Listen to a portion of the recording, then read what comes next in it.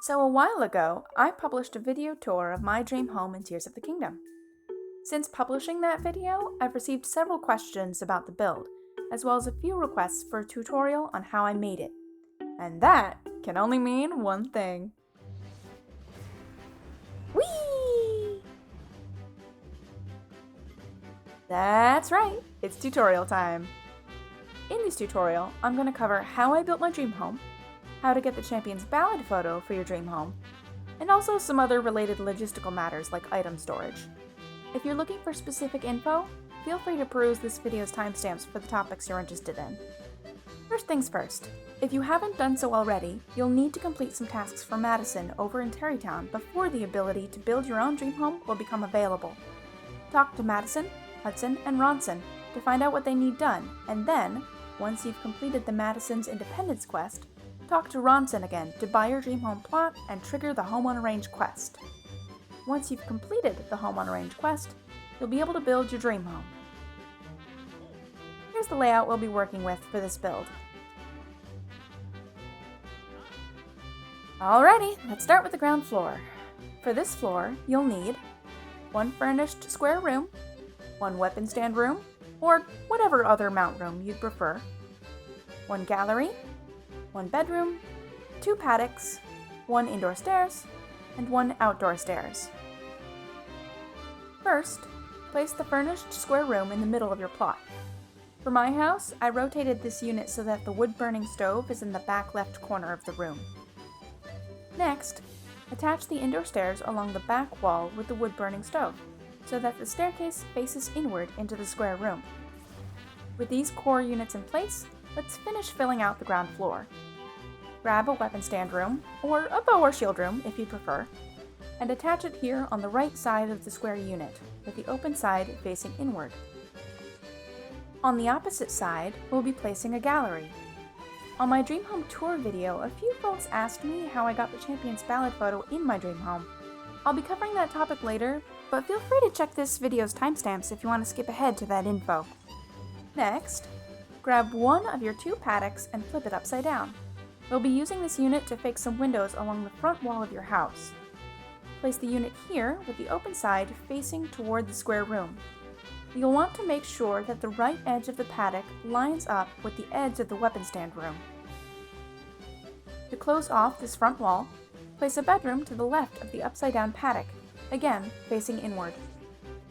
Take your remaining paddock and place it right side up adjacent to the weapon stand room, with the open side facing inward toward the square room. You'll want to place it off-center so that the back edge lines up with the indoor stairs we placed previously. To finish the ground floor, place your outdoor stairs in front of the paddock you just placed. A few things to note before we move on to the upper floor. First, the furnished square room on the ground floor is completely optional for this layout. You can still build the rest of the house and keep the overall aesthetic even if you choose to remove or replace it. If you want to place an extra room elsewhere not included in this tutorial, then consider building the ground floor without the square room in the middle. Alternatively, you could replace the square room with other units. For example, here I've replaced the furnished square room with two flower beds, although this did require removing an unnecessary unit from the upper floor.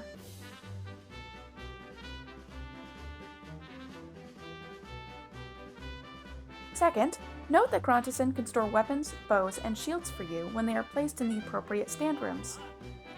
If you would like to have him store items for you, simply purchase the stand room of your choice, and then include that room within the roped-off area before telling him you're done building.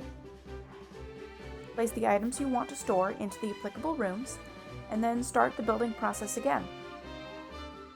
Move the stand room outside the roped-off area, and tell Gronteson you're done. Any weapons, bows, or shields stored this way can now be accessed again by removing those stand rooms from storage. Do keep in mind, however, that with a 15-room build, such as this one, you'll need to remove and store a room before Gronteson will take anything else out of storage. For any rooms that you store multiples of, Gronteson will take out more recently stored rooms first, so bear that in mind if you decide to use multiple weapon, bow, or shield stand rooms to store unique items. Alrighty, onto the upper floor. This floor requires one furnished square room, 1 kitchen, 1 blessing room, 2 paddocks, 1 foyer, and 1 flower bed. Let's start with a corner window. Grab a paddock and flip it upside down. Attach it so that it stacks on top of the ground floor gallery with the open side facing inward toward the square room. Grab a second paddock and flip it upside down as well. Stack this one on top of the ground floor bedroom, again with the open side facing the square room. Next, let's fill in the middle with another furnished square room. This time, I'll leave the room rotated so that the wood-burning stove is in the back right of the room, adjacent to the indoor stairs. Grab your blessing room and place it horizontally along the back right corner of the upper floor. It should be stacked so that half of the room covers the functional paddock and half of the room covers an open nook. The open side should face forward toward the outdoor stairs. Adjacent to that, let's place the foyer. It should stack nicely over the weapon stand room on the ground floor, with the door arranged so that it sits at the top of the outdoor stairs. To close off the front wall, place the kitchen to the right of the corner paddock units, with the open side facing inward toward the square room. Lastly, grab the flower bed and flip it upside down. Attach this along the upper edge of the build so that it hangs over the outdoor stairs. I rotated mine so that the little wooden fence sits along the outer edge of the house, rather than being attached directly to the facade. Now, if you previously chose to swap out the ground floor furnished square room for 2 flower beds, then you'll have to forfeit this particular piece to accommodate the necessary 15-room max count for your dream home.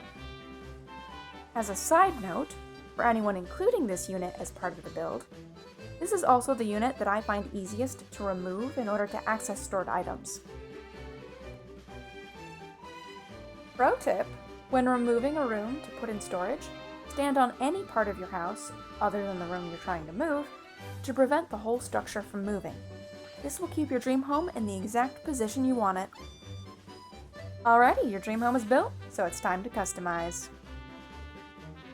To put a horse in your paddock, walk into the functional paddock unit.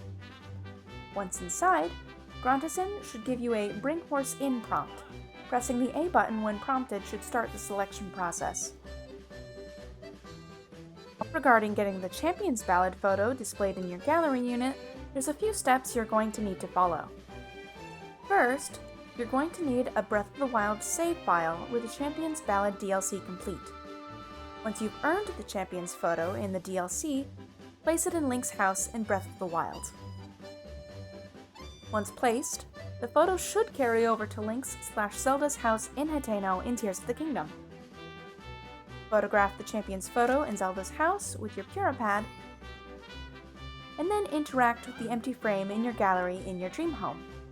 Gronteson will then be able to paint a duplicate of the photo for you if you select it. And that's it!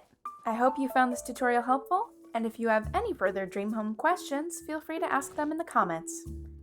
And if you haven't seen the original, much more scenic than this tour video that prompted this tutorial, why not go take a look-see? It should be on screen right about now, but if not, then the link will also be in the description. Happy building, gamers! Bye!